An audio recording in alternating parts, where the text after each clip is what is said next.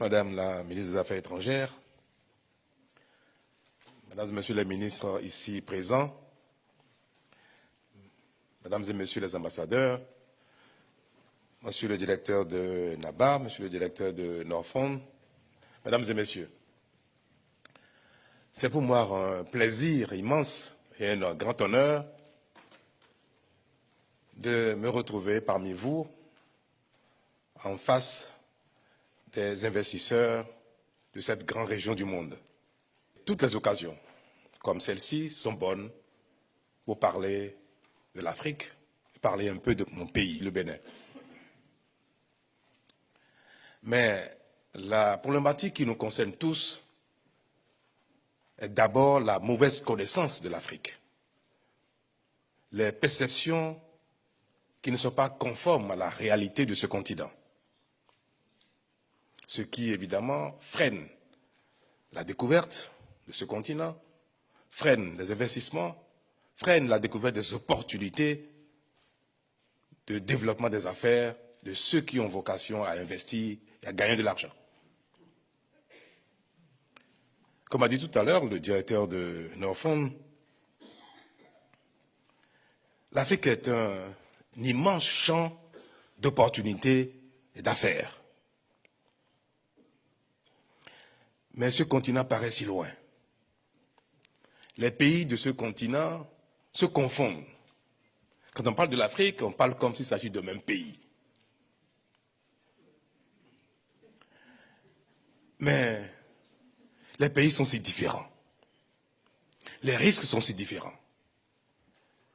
Quand il y a une épidémie ou une guerre, dans un pays qui est à 5000 kilomètres de notre pays, la perception de cette épidémie, de cette guerre, concerne également celui qui est à 5000 kilomètres.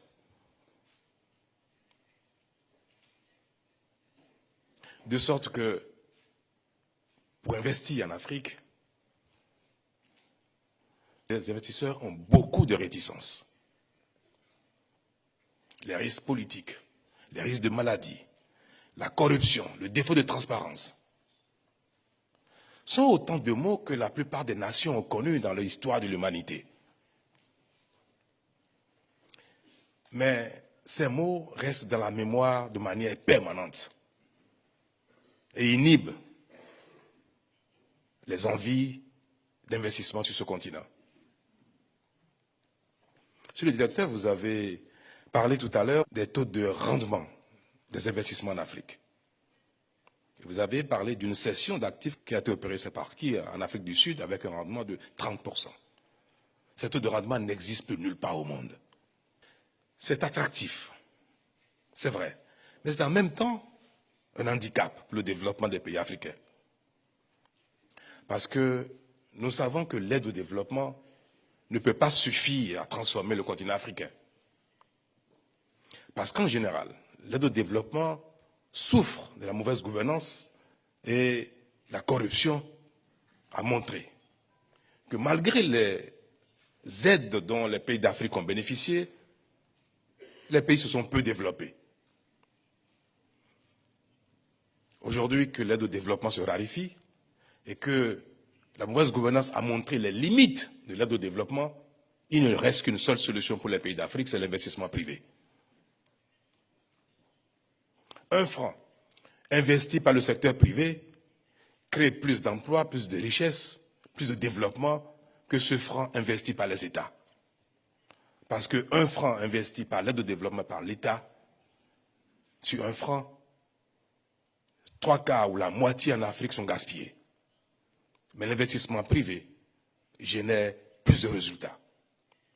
C'est pour ça qu'il est aujourd'hui nécessaire et indispensable que l'investissement privé soit reconnu comme le véritable moteur du développement des pays d'Afrique.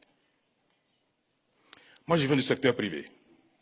Et j'ai vu combien l'effort, parfois même peu d'efforts et un peu de sérieux, suffisent à partir de zéro pour arriver au sommet et en un temps très rapide en Afrique. C'est mon expérience personnelle qui m'a motivé à venir dans la politique et montrer qu'on peut changer nos pays très vite. Pour revenir à la perception mauvaise des risques d'investissement en Afrique, je dois vous avouer que les taux de rendement qu'exigent les investisseurs sont malheureusement excessifs, parce qu'un rendement qui est en dessous de 12, 15, 20% ne paraît pas attractif pour les capitaux investis sur ce continent. Le travers de cette perception est que, aujourd'hui, dans la globalisation, l'Afrique n'est plus compétitive. Au-delà des matières premières brutes, les produits transformés en Afrique par des fonds privés investis ne rendent pas le coût final compétitif, parce que les exigences de rendement sont trop élevées. Nous sommes dans un cercle un peu vicieux. Il faut investir en Afrique. Nous sommes dans la globalisation. Mais l'investissement rend les coûts finaux largement supérieurs à ce qu'on obtient sur le marché européen, sur le marché asiatique. C'est une des raisons pour lesquelles, d'ailleurs, aujourd'hui, on a du mal à capter les délocalisations parce que l'Asie s'émancipe énormément, la Chine se développe, et les investisseurs ont besoin de se délocaliser un petit peu. On a vu quelques unités aller en Éthiopie, mais cette opportunité de délocalisation vers le continent africain, malheureusement, est freinée par les exigences de rendement élevées. Et c'est là que, Madame la ministre des Affaires étrangères, l'aide au développement peut accompagner l'investissement privé étranger en Afrique, en mettant en place des outils qui permettent de freiner la perception excessive des risques. La Banque mondiale, beaucoup de pays ont mis en place des outils pour couvrir les risques, les perceptions de risques politiques ou de guerre et consorts dans les pays d'Afrique. Il faut que ces outils de couverture des risques soient densifiés et soient plus disponibles pour atténuer l'évaluation excessive des risques d'investissement. Il faut également que l'aide au développement aide à trouver les moyens de faire des financements longs. Personne ne veut investir en Afrique et attendre 15-20 ans pour amortir son investissement. Ça paraît trop long. Parce que là également, le risque est surévalué. Alors, quand on veut investir dans une centrale électrique et qu'on veut avoir un retour sur 10 ans, vous comprenez combien le taux de sortie de l'énergie, le kilowattheure, peut être élevé. Or, il faut de l'énergie à bon marché pour alimenter les industries. Le continent africain est le pays sur lequel l'énergie est la plus chère. Alors, comment faire pour investir dans l'industrie en Afrique, avoir de l'énergie à bon prix, pendant que ceux qui investissent dans l'énergie veulent des retours trop rapides, veulent des rendements trop élevés et n'ont pas les financements dans les thèmes convenables des financements longs. Le thème de la conférence de ce matin, l'économie bleue, montre combien ce continent est vierge et disponible et offre des opportunités dans ce domaine. Nos cours d'eau sont tellement d'opportunités d'investissement, mais là encore, si l'opportunité existe, est visible, et que l'environnement et les conditions d'investissement n'accompagnent pas l'envie d'investir, les opportunités d'économie bleue ont beau être là, dans 20, 30, 40, 50, 100 ans, nous serons toujours à la même place. Mais beaucoup de pays africains font les efforts nécessaires pour améliorer cet environnement si dégradé. Et c'est l'exemple du Bénin, que j'ai l'honneur de conduire depuis 3 ans, un pays dans lequel nous faisons des réformes extraordinaires pour changer cette perception.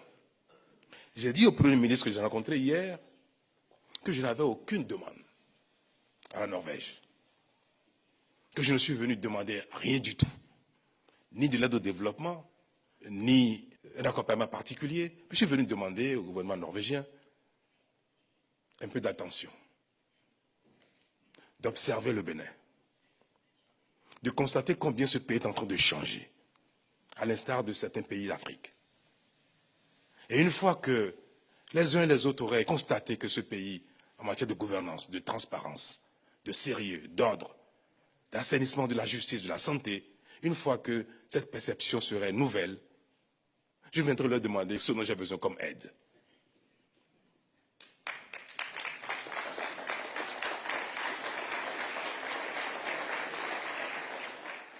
Il est impératif pour nous de nous révéler autrement à nous-mêmes, puis de révéler autrement nos pays aux autres.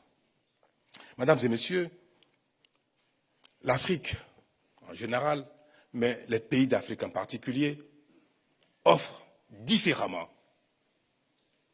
des opportunités, offrent différemment les environnements, offrent différemment les conditions de découverte et d'investissement. Les pays du Nord ne connaissent pas beaucoup l'Afrique de l'Ouest. L'Afrique australe, l'Afrique de l'Est, ce sont les régions dans lesquelles vous osez un peu plus. Mais les pays d'Afrique de l'Ouest sont des pays magnifiques. Ce sont des pays où il y a une certaine transformation en cours. Le Bénin est un pays référence en Afrique de l'Ouest. C'est la porte d'entrée des pays de la CEDEAO qui constitue l'un des plus grands marchés intégrés d'Afrique. 300 millions de consommateurs. Les opportunités sont immenses. Ceux d'entre vous qui oseront lire davantage un peu plus sur le Bénin, venir au Bénin pour 1 ou 2 jours, prendre le risque d'investir, verront combien il est intéressant d'investir au Bénin, pour ne pas dire d'investir en Afrique. Madame la ministre des Affaires étrangères, je voudrais finir mes propos en vous adressant à nouveau mes remerciements, les remerciements du gouvernement béninois tout entier pour l'opportunité de venir ici, de m'exprimer devant vous, dans l'espoir que dans quelques années, le Bénin sera peut-être le premier partenaire africain de la Norvège. Merci.